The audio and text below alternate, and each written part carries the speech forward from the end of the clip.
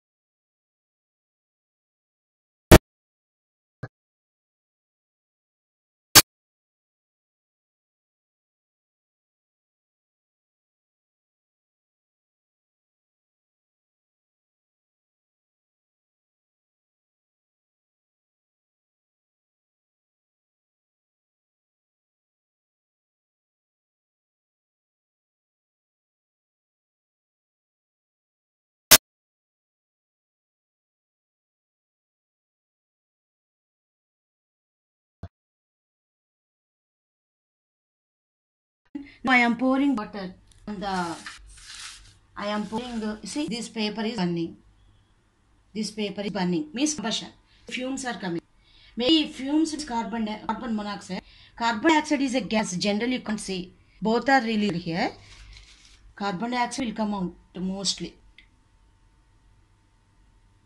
When the paper is burning,